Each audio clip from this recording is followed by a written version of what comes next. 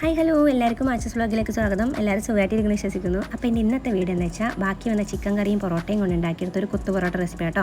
അപ്പോൾ അതിന് വേണ്ടിയിട്ട് ഉള്ളി, തക്കാളി, പച്ചമുളക്, 2 മുട്ട എടുത്തിട്ടുണ്ട്. പിന്നെ ഒരു 3 പൊറോട്ട ഇതുപോലെ പിച്ചി വെച്ചിട്ടുണ്ട്. ഇത് ബാക്കി വന്ന ചിക്കൻ കറിയാണ്.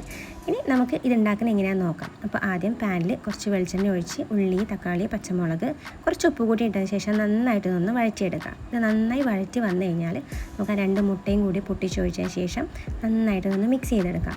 കുറച്ച് ഉപ്പും കൂടി വേണമെങ്കിൽ നമുക്ക് ഇട്ട് കൊടുക്കാം. മുട്ടയ്ക്ക് ഉപ്പ് ഒന്ന് പിടിക്കേണ്ടിയിട്ട് നന്നായിട്ട് ഇത് മുട്ട നന്നായി സ്ക്രാമ്പിളായി വന്നു കഴിഞ്ഞാൽ നമുക്ക് ആ ചിക്കൻ കറിയും കൂടി ഒഴിച്ചു കൊടുക്കാം.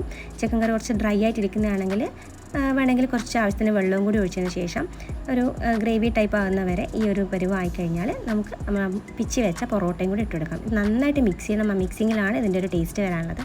അപ്പോൾ ഇത്രയേ ഉള്ളൂ കൊത്തു പൊറോട്ട. നല്ല സൂപ്പർ ടേസ്റ്റുള്ള റെസിപ്പിയാണ്. അപ്പോൾ എല്ലാവരും ഒന്ന് ട്രൈ ചെയ്ത് നോക്കാം കേട്ടോ. അപ്പോൾ വീണ്ടും നമുക്ക് അടുത്ത വീഡിയോ ആയിട്ട് കാണാം. ബൈ.